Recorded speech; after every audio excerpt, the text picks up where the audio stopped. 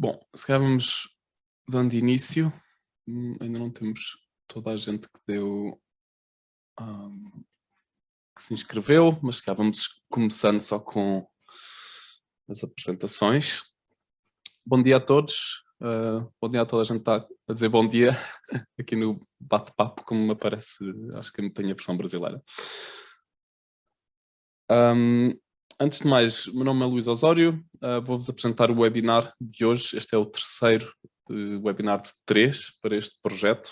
É um projeto em colaboração com as CVRs da Bairrada, da Beira Interior, do Dão, dos Vinhos de Lisboa e dos Vinhos do Tejo.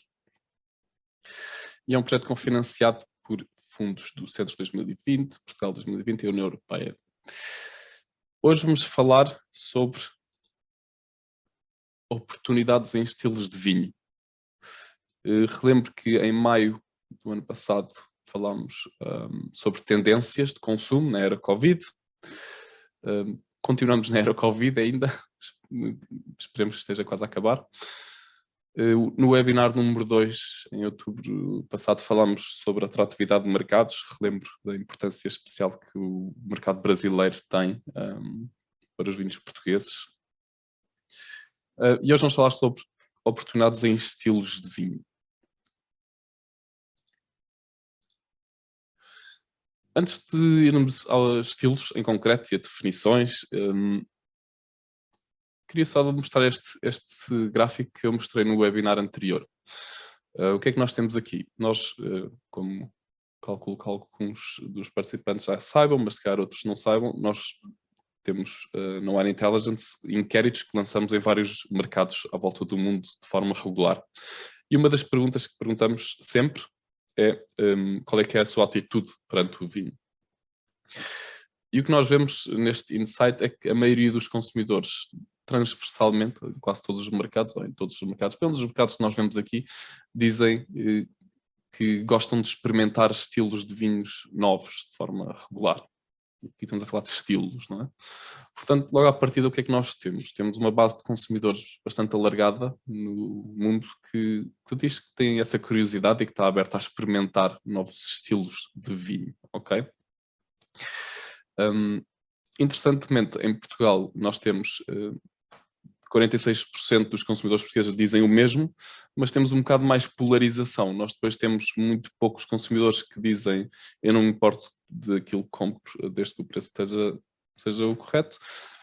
E temos a tal polarização com 40% dos consumidores a dizerem eu sei o que quero e tendo a comprar aquilo que gosto.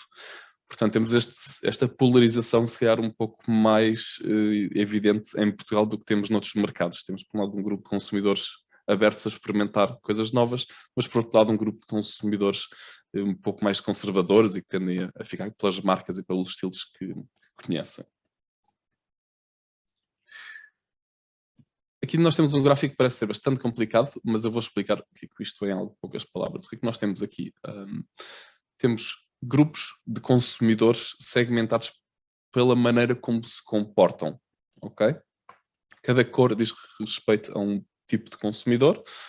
A segmentação demográfica é cada vez menos utilizada do ponto de vista de marketing e branding e targeting e segmentação, etc. E cada vez mais se tenta separar os consumidores ou dividir os consumidores em grupos baseado na maneira como se comportam dentro da categoria, neste caso na categoria dos vinhos. E nós, à volta do mundo, tentamos ser um pouco consistentes na maneira como segmentamos estes consumidores. Nós estamos aqui por mercado. Temos aqui alguns dados dos Estados Unidos, Reino Unido, China e Portugal. Por mercado temos 5 ou 6 tipos de consumidores, é cada uma das cores. Na primeira coluna temos o share desses consumidores no total dos consumidores regulares de vinho em cada país, ou seja, consumidores que consomem vinho pelo menos uma vez por mês. E depois quanto é que esses consumidores representam a nível de volume, é a segunda coluna, e a nível de valor. Então em Portugal, por exemplo, nós temos estes 21% de consumidores que nós chamamos Engaged Explorers. Nós vamos dar este mesmo nome a grupos com semelhanças do ponto de vista de comportamental na China, no Reino Unido, nos Estados Unidos e até em mercados como o Brasil, etc. Então 21% dos consumidores mensais de vinho em Portugal nós classificamos como Engaged Explorers Estes 21% representam 27% do consumo e 27% do valor gerado. Mas mais interessante ainda, no caso português principalmente, é aquilo que nós chamamos os Generation Treaters, tipicamente consumidores um pouco mais novos, mas altamente envolvidos com a categoria, ok? Em Portugal, destes consumidores, este grupo representa 10% dos consumidores, 14% do volume e 27% do valor gerado. Os Engaged Explorers e os Generation Treaters em Portugal representam mais de metade do valor que se gera no mercado, ok? O que é bastante interessante, está em linha com outros mercados, na China estes números ainda são mais elevados, mas tende a estar um pouco em linha com os mercados. Isto para dizer o quê? Estes consumidores, estes dois grupos de consumidores, tipicamente um pouco mais jovens, tipicamente mais modo exploratório.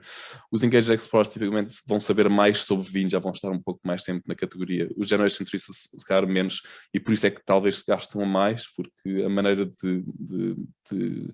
de encontrar qualidade se calhar está muito interligada com o preço, portanto comprar mais caro vai ser comprar bom, enquanto se calhar um Engaged Explorer isso não é tão verdade. Isto para dizer o quê? Estes dois grupos à volta do mundo, nós sentimos no Wine Intelligence que não estão necessariamente em crescimento, mas cada vez são mais engajados com o vinho, cada vez querem saber mais sobre vinho e estão cada vez mais interessados em experimentar coisas novas, como tínhamos visto nos insights anteriores. Nós nunca vimos...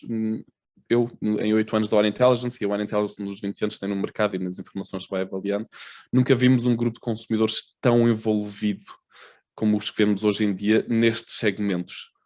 Estes segmentos tipicamente são mais urbanos, estamos a falar de Lisboa, do Porto, estamos a falar de São Paulo, de Nova Iorque, de Londres, etc. E são consumidores que estão dispostos a pagar bastante mais sobre vinho, ou seja, o vinho vai dizer alguma coisa sobre eles, as marcas são muito importantes, os estilos são muito importantes, ok? Portanto, estes dois gráficos só para fazer um bocado de setting da scene. Em Portugal também, curiosamente, depois temos estes grupos Bargain Hunters, que representam a maioria dos consumidores, 1/3 dos consumidores mensais de vinho, mas depois representam um pouco menos de valor. Mas são consumidores muito interessantes e eu convido-vos depois a explorarem também os nossos relatórios, onde tem um pouco mais informação sobre cada um destes consumidores, que marcas consomem, o que é que os motiva, etc. Então, o webinar de hoje chama-se Oportunidades em Estilos de Vinho. Então vamos analisar primeiro o que é que queremos dizer com estilos de vinho, o que é que torna um estilo de vinho bem sucedido. E ao longo do webinar o que eu vou fazer é desvendar 7 ingredientes que nós no Wine Intelligence acreditamos que são fundamentais para um estilo de vinho ter sucesso. Quanto mais alinhados estes 7 ingredientes estiverem e quanto mais desenvolvidos, mais sucesso parece que os estilos de vinho têm, ok?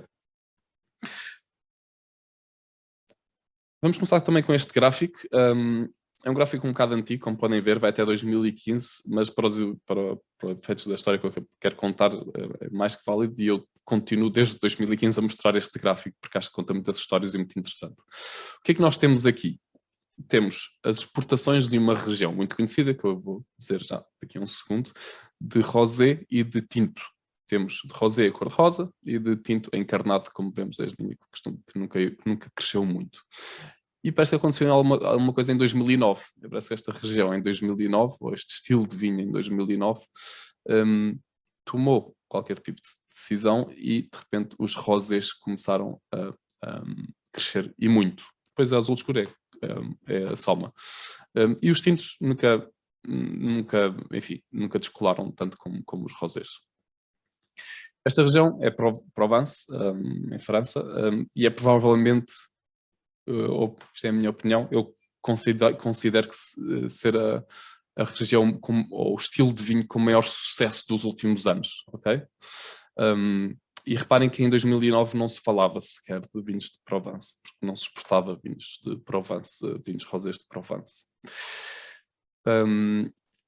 E há aqui uma coisa muito interessante que é, se toda a gente conhece vinhos rosé de Provence, com o crescimento exponencial que nós temos aqui, a minha pergunta é, já alguém ouviu falar de vinho tinto de Provence? E eu depois vou voltar um pouco a esta pergunta, e há aqui alguns pontos com os quais nós podemos aprender. Portanto, eu calculo que em 2009 tenha acontecido algo nesta região, algumas decisões foram tomadas e de repente o que nós vemos foi um sucesso exponencial deste estilo de vinho de Provence.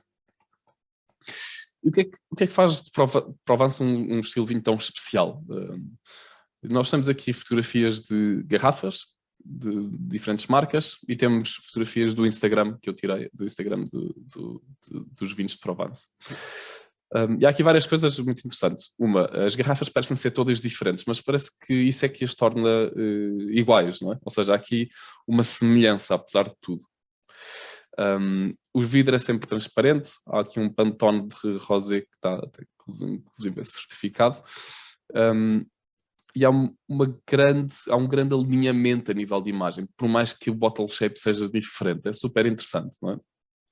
E quando nós vamos ver o Instagram do Vinhos de Provence, há aqui um posicionamento muito claro, muito óbvio, de verão, de mar, de Paris, de França, de estilo de vinha, de estilo de vida, de cor-de-rosa, parece que é tudo pink everything, não é?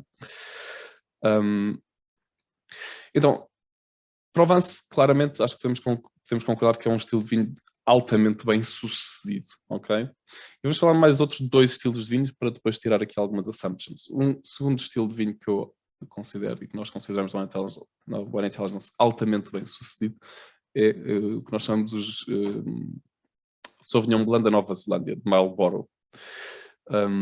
Há aqui algumas parecenças com Provence, se nós se conseguirmos identificar. O que é que nós temos aqui de parecenças com Provence?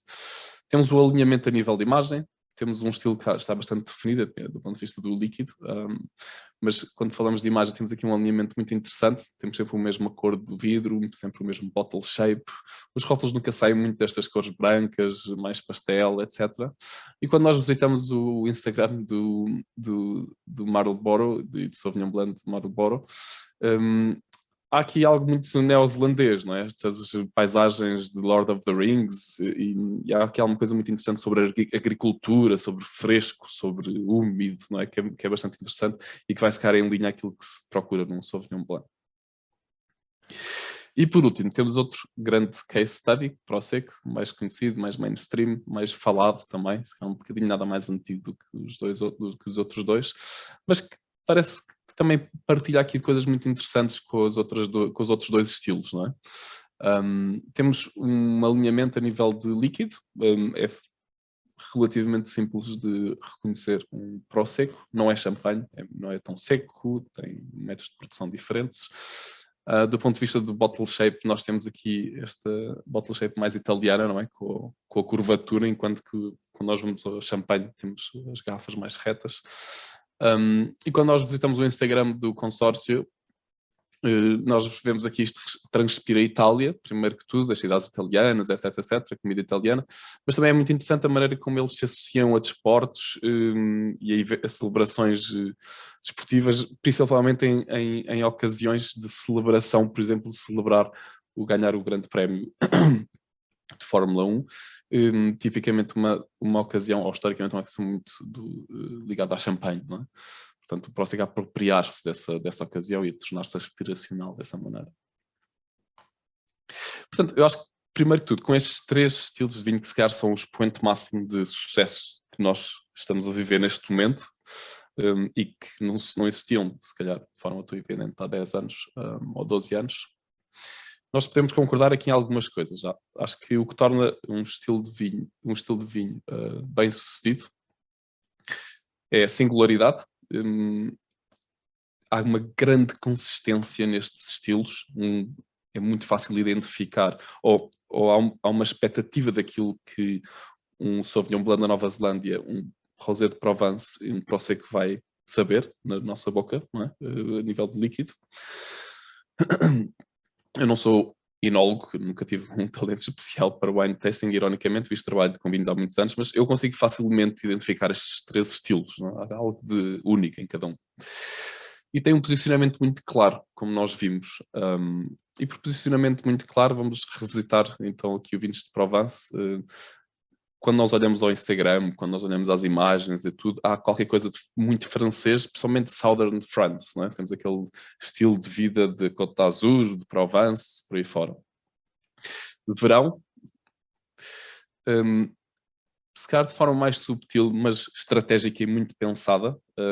Há aqui uma ligação muito, muito interessante com a indústria de perfume. Nós vemos isso através do packaging, da maneira como as garrafas estão organizadas, parece um pouco esse link com o perfume, com a perfumaria francesa.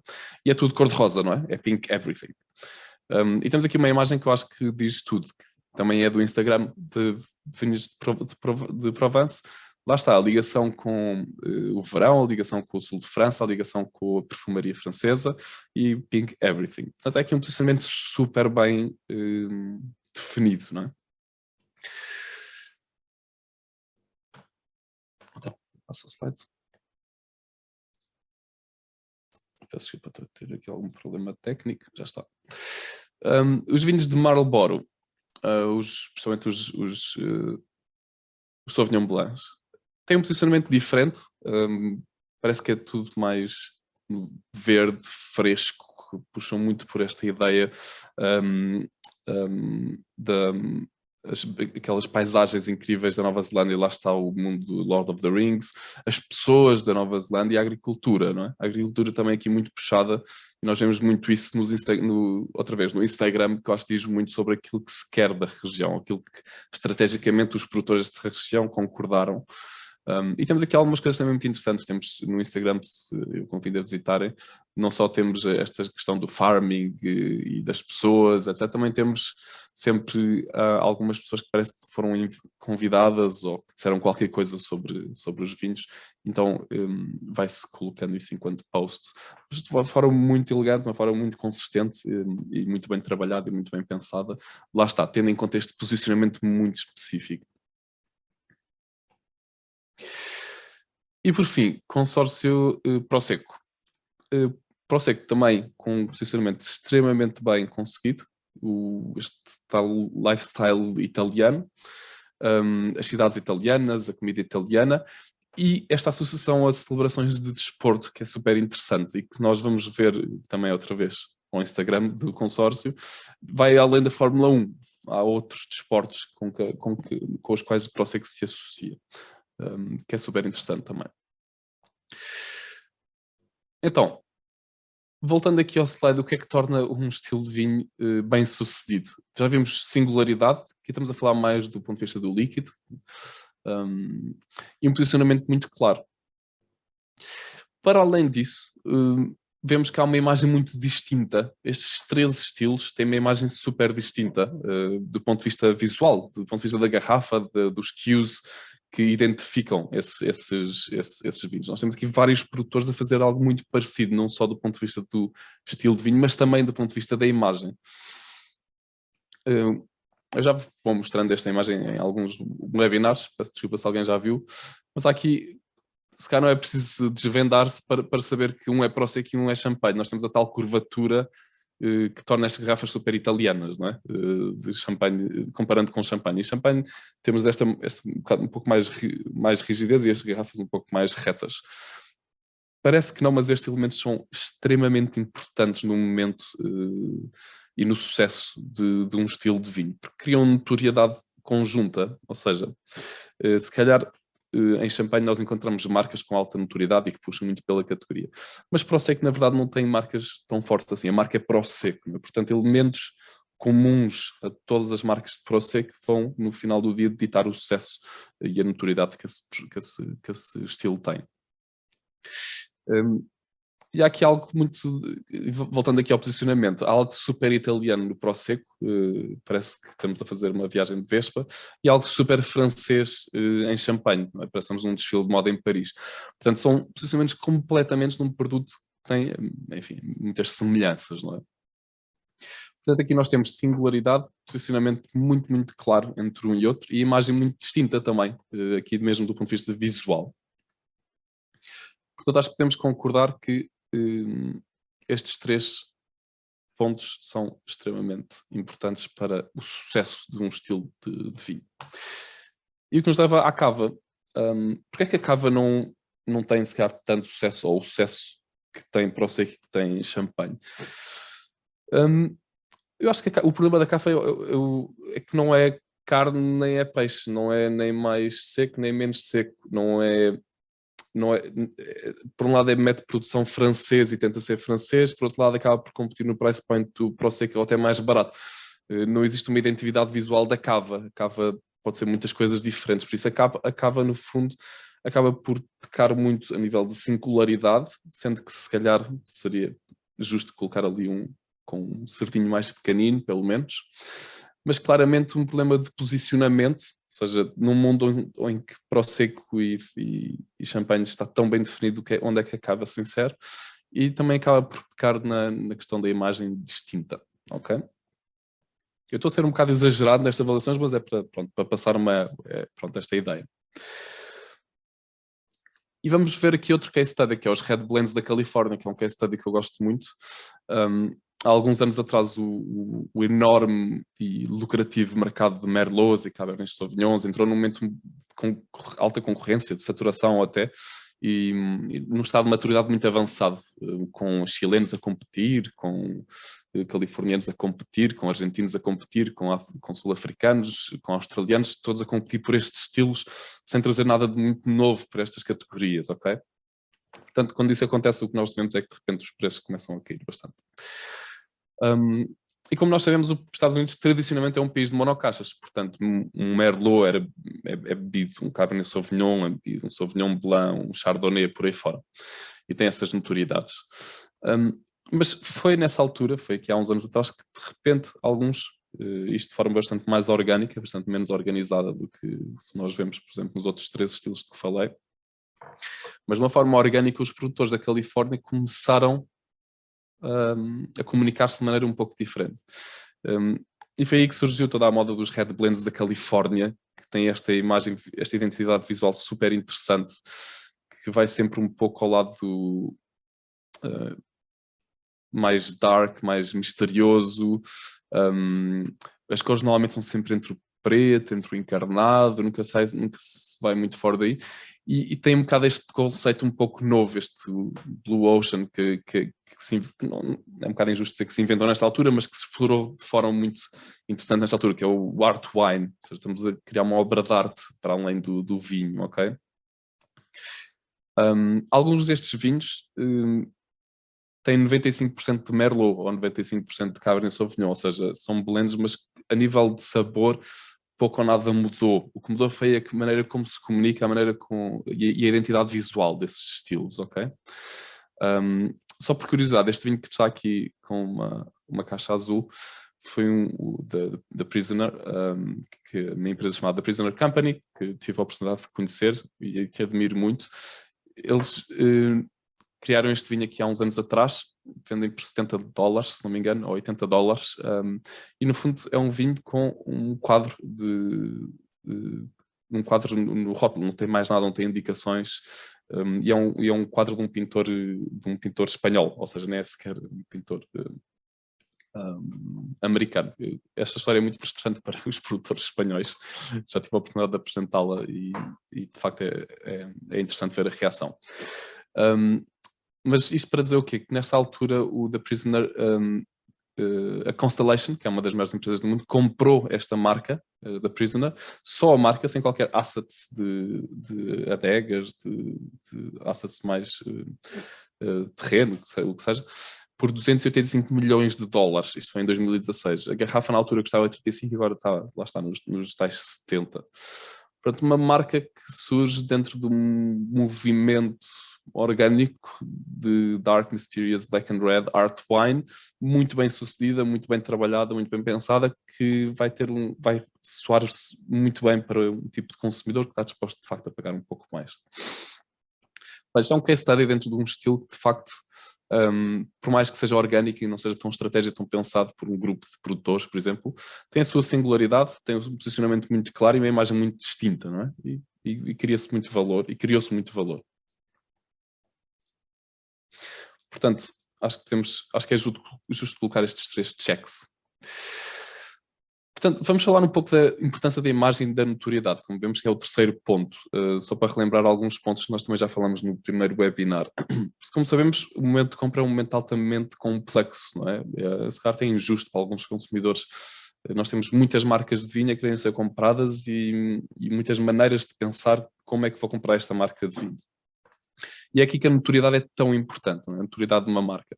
Eu relembro, nós falámos um pouco sobre este Sistema 1 e Sistema 2 num webinar número 1, que é de um senhor que publicou um livro que é o Thinking Fast and Slow, em que, muito basicamente, ele diz que nós temos duas maneiras, ou dois partes no nosso cérebro, isto, obviamente que é metafórico, mas temos uma parte que é parte 1, que é bastante mais instintiva e rápida, e depois a parte 2, que é bastante mais, vai pensar um pouco mais ativamente sobre as coisas. E ele diz que a maioria das vezes nós estamos em sistema 1, portanto, neste momento em que estamos a coçar a cabeça à frente da prateleira, a saber que precisamos de vinho, mas sem saber como escolher o vinho, se é pelo preço, se é pela marca, se é porque gosto da imagem. O sistema 1 está à procura de atalhos. Eu acho que até trouxe. Sim, o sistema 1 está à procura de atalhos. E é nestes momentos de procura de atalhos em que nós estamos em piloto automático, porque estamos a pensar em muitas coisas enquanto estamos a fazer compras que são bastante mais importantes do que a marca que precisamos ou que tanto gostamos, em que estamos à procura de shortcuts, corta-matos, não sei se diz corta-matos em português, em shortcuts. Nós também temos aquilo que se diz em marketing peripheral vision deficit, ou seja, nós tendemos a procurar atalhos e quando encontramos um atalho, ou seja, um elemento de notoriedade, algo que nos diz qualquer coisa, por exemplo, uma marca que já conhecemos ou que ouvimos falar, nós deixamos sequer de olhar para aquilo que está à nossa volta.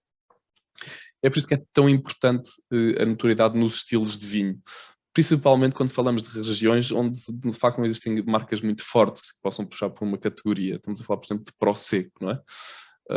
Em Prosecco nós temos uma identidade visual muito clara e é muito fácil, se calhar, para uns consumidores que compreendem isso ativamente, mas para identificar um Prosecco dentro de uma loja de vinhos é mais fácil do que identificar, por exemplo, uma cava ou outros estilos de vinho, porque há ali uma identidade visual que é seguida por vários produtores, não é? Por várias marcas.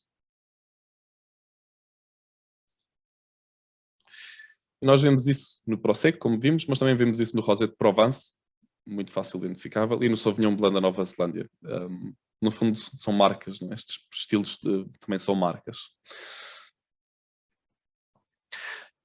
Portanto, acho que se concordarmos que estes 3 pontos são fundamentais para tornar um estilo de vinho bem sucedido, o que é que será o 4º ponto? Simplicidade. Nenhum desses estilos que falamos até agora são histórias muito complexas. Os consumidores não têm espaço mental para histórias de complexidade, ok? Isto é sempre uma guerra que eu tenho visto ao longo dos meus anos de Wine Intelligence, que é, enfim, normalmente uma guerra um pouco entre a enologia e o marketing, mas que já lá vamos. Eu vou dar aqui um case study que me é muito pessoal, porque eu participei muito nestes projetos com a África do Sul, e posso falar porque são projetos públicos, não há porque também estar a desvendar. Mas a África do Sul, há uns anos atrás, em 2015, 2016, compreendeu que precisava de ser um pouco mais simples na abordagem, na maneira como abordava os mercados. A África do Sul é um mercado super interessante porque, sendo que é novo mundo, é provavelmente o novo mundo com mais características de velho mundo que eu conheço pessoalmente, ok? Há muitas, ou seja, o sistema de produção é muito fragmentado, há muitas empresas de família, muitas empresas de cariz familiar e uma inclinação tendencialmente mais forte para o lado da enologia e não tanto para os mercados e o negócio e o branding e por aí fora. Portanto, enologia, empresas familiares, muitos produtores pequenos, por si são características muito típicas do velho mundo, não é? Então, nessa altura, os Wines of South Africa decidiram que haviam 13 estilos que podem resultar e que são muito únicos da África do Sul e que são difíceis de replicar e que, portanto, precisamos trazer aqui um pouco mais de simplicidade e ter um posicionamento muito claro e uma imagem muito distinta. E foram projetos muito grandes, muito longos, muito compridos, caros, que envolveram liquid testings, testámos tipos de Chenin Blanc em alguns mercados, para perceber quais é que têm mais aceitação, etc. Infelizmente, no final de 2 anos de projetos, os produtores não conseguiram concordar em um estilo de Chenin Blanc, um estilo de pinotage e um estilo de Cap Classic. Cap Classic é a tentativa da África do Sul ter um espumante com um estilo único nos mercados internacionais. Portanto, Chenin Blanc é super interessante do ponto de vista enológico. mas é muito complexo, ou seja, há muitas maneiras de fazer Chenin Blanc. Há vinhos espetaculares de Chenin Blanc, há prémios, há até algumas marcas muito bem sucedidas, mas de facto não existe este grupo de produtores grande, este grupo grande de produtores pequenos a fazer um Chenin Blanc muito parecido que vá poder competir com um Sauvignon Blanc da Nova Zelândia nos Estados Unidos ou com outros estilos de vinho branco. O Pinotage, o mesmo problema, Cab Classic, exatamente o mesmo problema. Portanto, se é verdade que há aqui bastante singularidade ou potencial singularidade, estes produtores infelizmente nunca conseguiram concordar num posicionamento claro, numa imagem distinta e na simplicidade. E isto leva-me um bocado a esta imagem que eu queria trazer, que é a tal questão que eu tenho visto muito ao longo dos anos, que é a enologia versus o marketing, não é? O winemaker versus os mercados. As histórias de diversidade funcionam muito bem para enólogos, para pessoas altamente interessadas em vinho, mas não funcionam para o sucesso de um estilo de vinho. Um estilo de vinho, quanto mais simples e quanto mais, e depois com os outros ingredientes todos, obviamente, mais sucesso potencial vai ter nos mercados internacionais. Todos os estilos bem-sucedidos que eu conheço são simples de compreender. Ou seja, eu não conheço um estilo de vinho muito, muito, muito bem sucedido que seja complexo. Há algumas exceções, se calhar o vinho do Porto há uma complexidade, mas mesmo enquanto conceito é relativamente simples de compreender o que é um vinho do Porto, não é? Dentro do mundo do resto dos vinhos. E simplicidade não quer dizer má qualidade. Simplicidade não quer dizer... não é necessariamente mau, pode ser muito bom.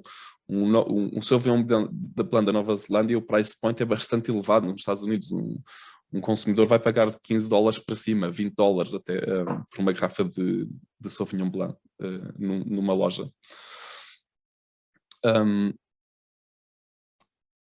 Peço desculpa, estou aqui a ter alguns problemas técnicos.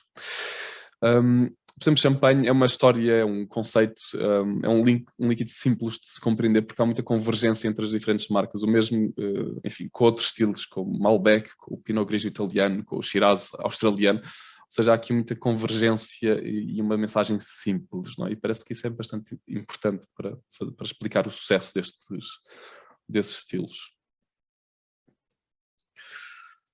Portanto, temos, por um lado, os enólogos a dar um murro nos marketeers de diversidade e, por outro lado, os marketeers a dar um murro nos enólogos de simplicidade. Isto é uma guerra que eu tenho visto muito ao longo da minha vida e que é super interessante. Então, podemos concordar que temos aqui 4 elementos: singularidade, principalmente ao nível do líquido, posicionamento claro, principalmente ao nível de comunicação, imagem distinta, principalmente ao nível visual, e simplicidade, principalmente ao nível de aquilo que se quer comunicar, não é? Aquilo que se quer dizer. E parece que estes estilos tendem a ser regulares, não é? Este quinto ponto parece óbvio. Os estilos que temos falado parecem sempre ser regionais, de certa forma, na melhor das hipóteses nacionais, não é? Na maioria das vezes, sendo que há exceções, existe uma autoridade que certifica, um consórcio, uma CVR, por aí fora. Isso é o caso de Provence, de Marlborough, de Prosecco, Champagne, por aí fora. Mas por vezes não existe. Os estilos às vezes podem acontecer organicamente e com o mercado. Esse é o caso dos Red Blends da Califórnia, como nós vimos, que aconteceu de forma um pouco mais orgânica, e depois, como um produtor teve sucesso, outros produtores vieram atrás e de repente formam-se toda uma nova maneira de comunicar que identifica uma região. Às vezes estes estilos são feitos de forma super planeada, super estratégica, pensada, com muito dinheiro. Outras vezes não. Mas, como vimos, tendencialmente circunscritos a uma geografia. Portanto, todos estes vinhos, acho que todos estes estilos que estão a aparecer agora no slide, tendem a ter estas características. E esta lista, obviamente, pode continuar. Temos uma lista infindável de estilos à volta do mundo que são menos ou melhor, mais ou menos bem-sucedidos e podem ser bem-sucedidos do ponto de vista global ou local, por aí fora.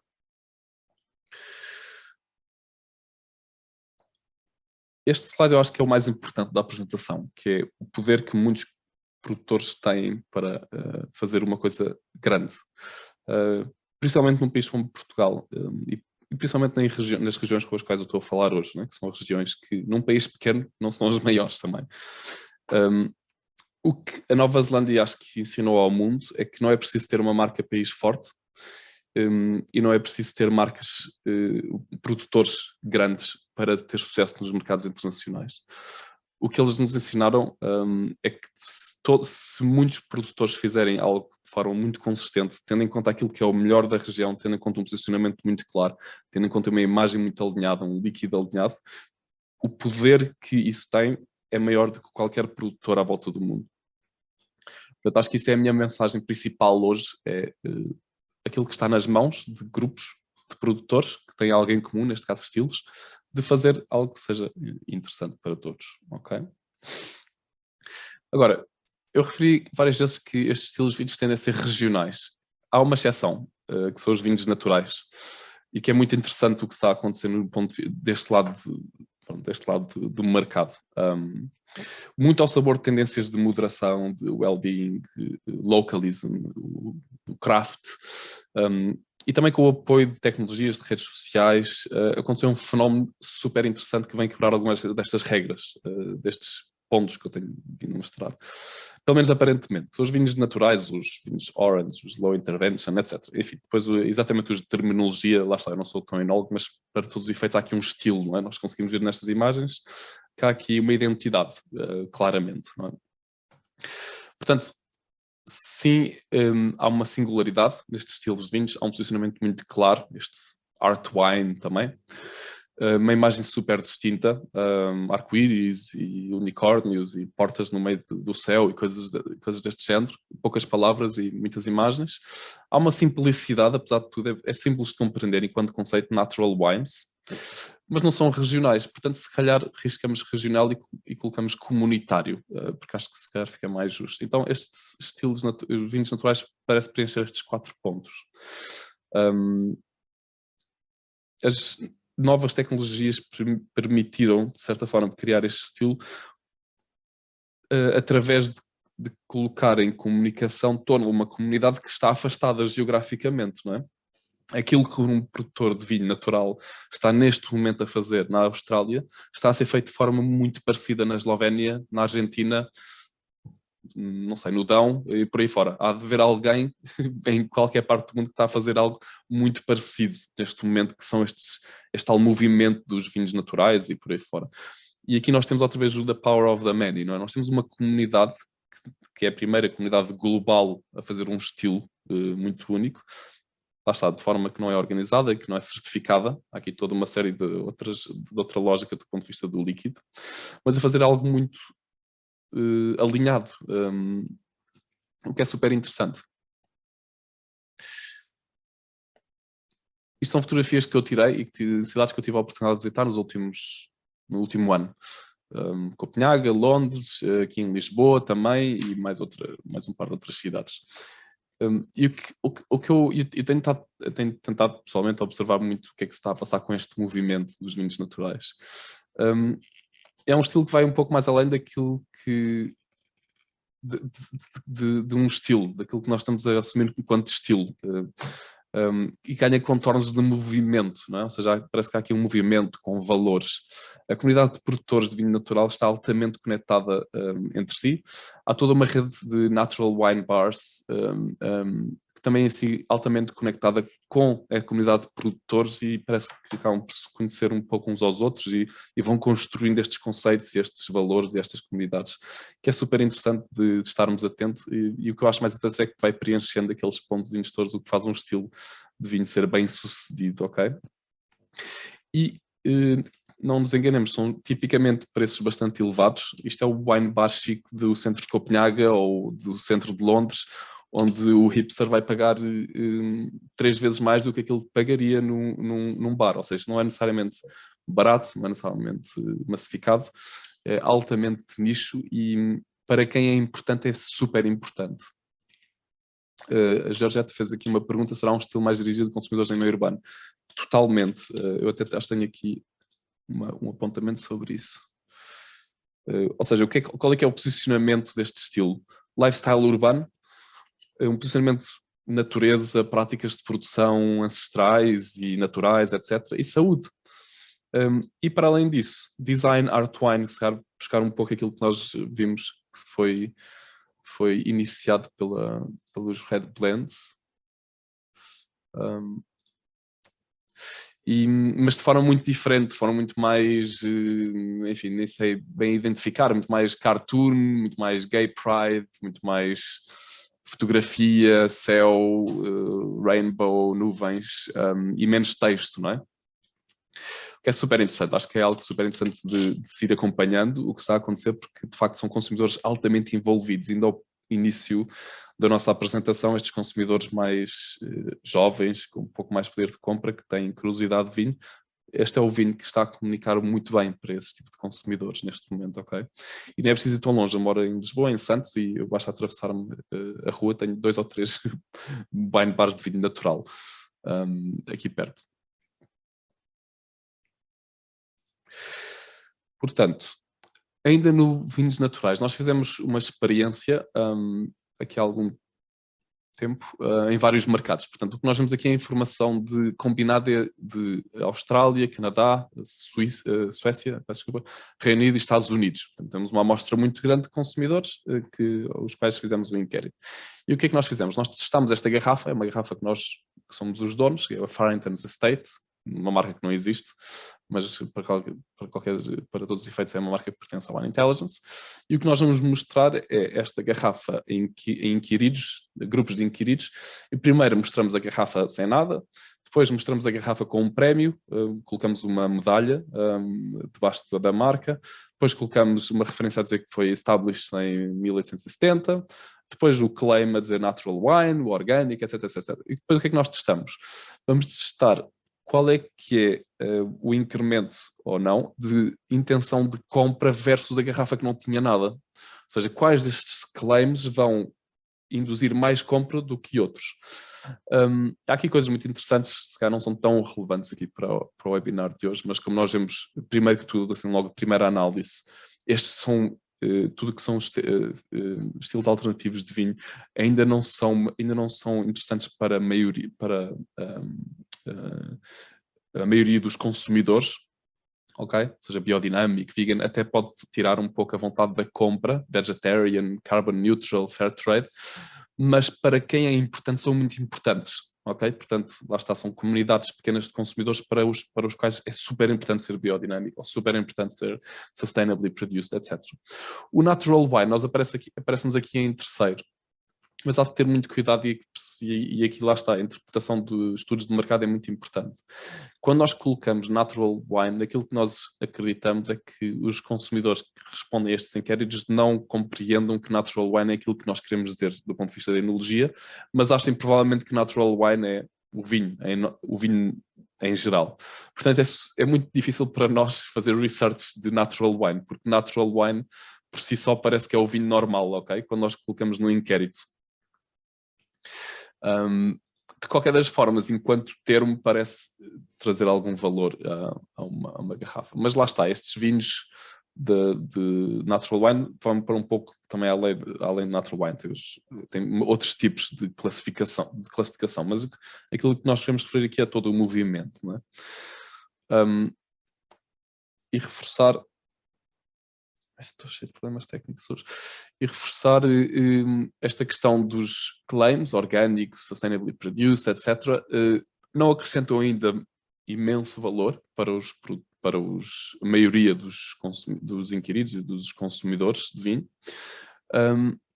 mas alguns acrescentam mais valor que outros. Portanto, orgânico, sustainably produced, environmentally friendly, parecem ressoar melhor nos ouvidos dos consumidores, enquanto coisas que se calhar os consumidores acham que vão alterar o sabor, como biodinâmico, ou palavras difíceis de digerir, vegan, vegetarian, se calhar vão ter menos valor do que teriam.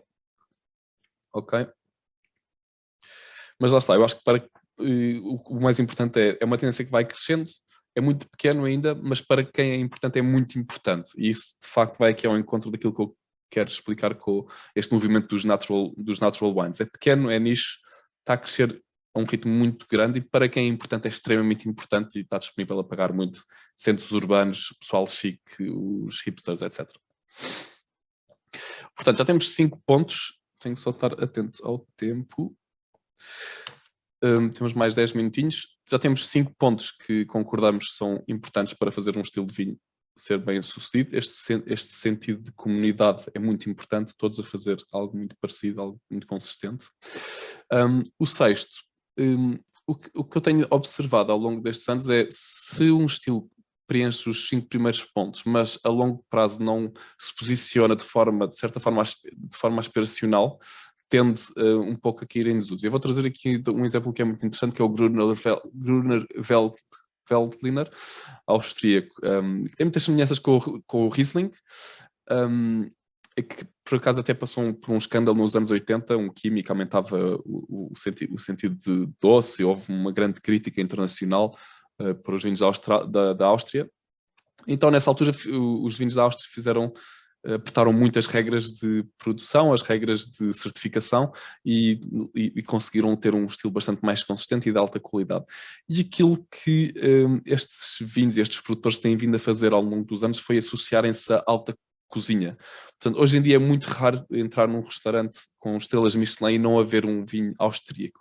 Eu até certifiquei-me que em Lisboa isso também acontece. Existem restaurantes com estrelas Michelin onde existem vinhos austríacos. Portanto, esse posicionamento chega até países em Portugal, um país como Portugal, onde existem tantos vinhos de alta qualidade.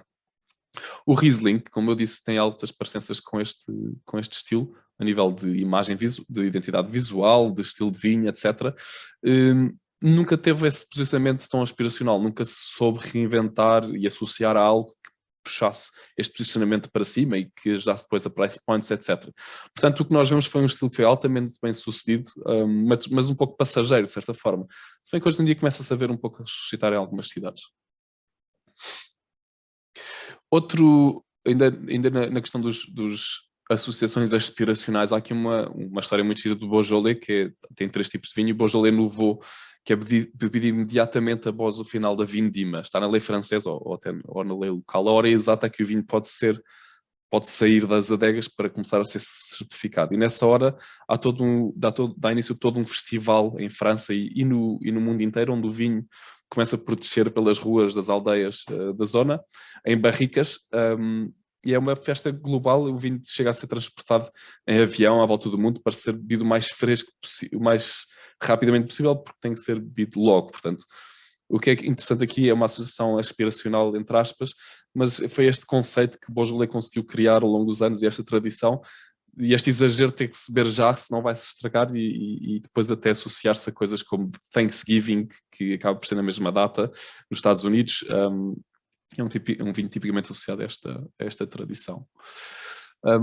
Outro exemplo que eu acho que é ótimo é o Malbec argentino, a associação do Malbec à carne, que por sua vez é associada à Argentina, que por sua vez é associada a Malbec. Portanto, há aqui um trio perfeito que combina uma rede, que também combina uma rede global de restauração e que permite uma disseminação deste estilo. Portanto, há aqui um ciclo muito positivo que os argentinos conseguiram criar entre uma indústria que é muito forte no país, que é a carne, outra indústria que é o vinho, uma casta que une estes 2 elementos, e depois uma rede de restauração, um pouco à volta do mundo.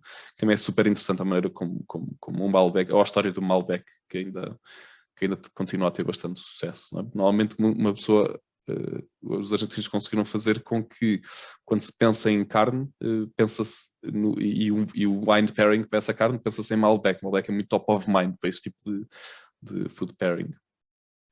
Outro case study que é muito interessante foi o que a Rioja fez para aproveitar o fluxo de turismo que Espanha já tem, através de arquitetura, através de contratação das marcas, cada uma, fazer projetos de arquitetura icónicos que trouxessem ainda mais turistas para esta região, que não está tanto no eixo nas rotas turísticas, enfim, do país, mas que passaram a ser.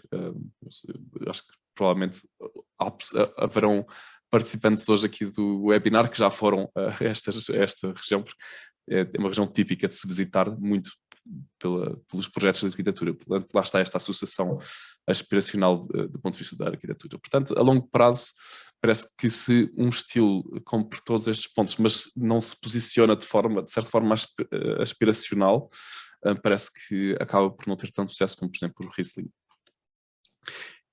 E, por fim, se calhar, não sei se seja dizer a mais importante, mas muito importante, é a convergência com o mercado. Nós falámos muito sobre estilos brancos, sobre estilos rosés, sobre estilos espumantes.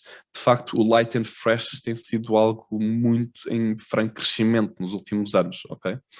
Portanto, obviamente que os case studies vão ser muito dentro dessa ótica. E vamos olhar aqui um bocado ao vinho do Porto. O vinho do Porto é o maior estilo, ou o estilo português que mais identidade tem, não é? Acho que podemos concordar nisso também.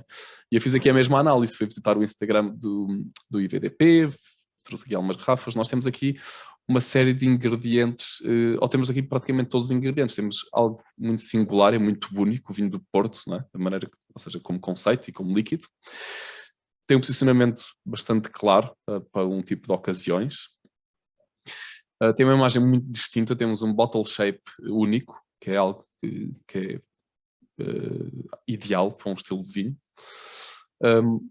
Temos simplicidade, se calhar aqui poderia pôr ali um menuzinho, porque de facto há alguma complexidade na maneira como o vinho do Porto se estrutura. Mas enquanto conceito é uma ideia relativamente simples de se compreender, vinho do Porto.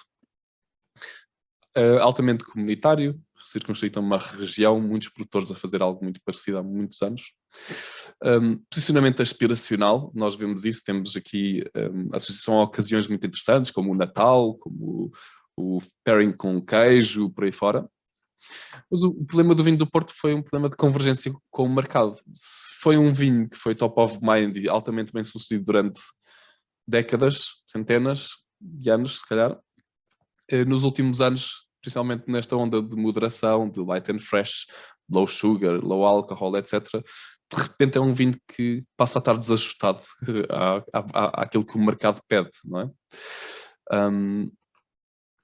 O que nós vemos hoje em dia é um movimento muito interessante para tentar colmatar essa falta de convergência com o mercado.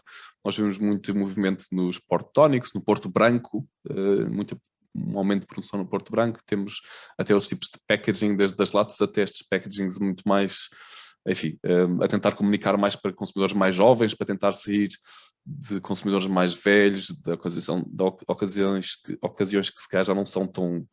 Já não se usam tanto, como o beber a seguir ao jantar, o pairing com o queijo, o Natal, etc.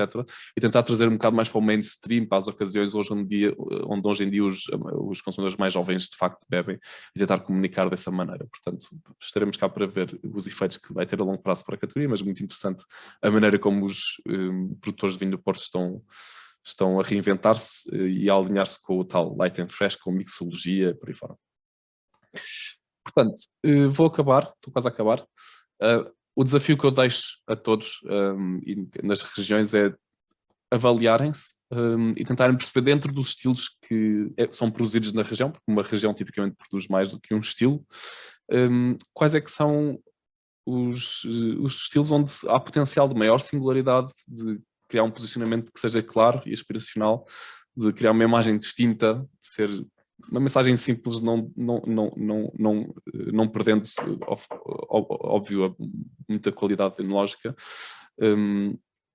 Quantos produtores é que conseguimos ter a fazer coisas parecidas? De que forma é que conseguimos encontrar um posicionamento aspiracional e quão alinhados estão estes estilos com o mercado, não é? Porque se calhar há estilos que poderiam ter mais sucesso do que outros. E isto é feito através de informação e de compreender para onde o mercado vai. E eu vou voltar a este gráfico que eu mostrei no início, que é, já alguém ouviu falar de vinho de Provence? Portanto, eu calculo que em 2009 provavelmente os produtores, e eu estou a dizer provavelmente porque nós não fizemos parte deste projeto, portanto posso inventar tanto quanto eu queira, mas eu calculo que os produtores de Provence tenham-se reunido, tenham feito workshops estratégicos, tenham pensado o que é que nós queremos, o que é que vamos fazer. Haviam opiniões de a nosso forte é a diversidade, haviam opiniões os nossos tintos são espetaculares, havia opiniões, etc. De alguma forma conseguiram concordar e muito em um estilo que fizesse tic aqueles pontos todos. E o que nós vemos é que, de facto, ninguém quer saber do tinto de Provence. Cresceu um pouco, pode ser relevante, logicamente, mas do ponto de vista do mercado, do ponto de vista do consumidor internacional, não se sabe que existe. e de facto os rosés de Provence com um crescimento absolutamente fora do comum. Portanto, voltando a este gráfico e a este slide, a minha questão é, vamos fingir que hoje é 2009 para as vossas regiões, onde é que querem estar daqui a 10, 12, 13 anos? E quanto é que estão dispostos a concordar e a criar sinergias? Eu acho que Portugal é um país espetacular do ponto de vista de estilos, temos muita diversidade, mas temos pouca convergência do ponto de vista de produzir, muitos produzirem algo parecido. Portanto, seria esse o meu desafio e com isto agradeço. Não sei se há perguntas, se houver perguntas podem deixar aqui no Q&A, tem uma funçãozinha, um botão, perguntas e respostas. Se não houver perguntas, aproveito para agradecer às regiões a oportunidade de participar neste projeto. Este é o último dos webinars, vai estar disponível para toda a gente. Nós vamos partilhar o vídeo e o documento com as CVRs que depois vão distribuir. E esperemos vê-los em breve e cá estaremos para, se precisarem de informação, se precisarem de aconselhamento estratégico, é para isso que a One Intelligence está aqui. Não havendo perguntas, despeço-me e receberão estes documentos ainda hoje. Obrigado e até à próxima.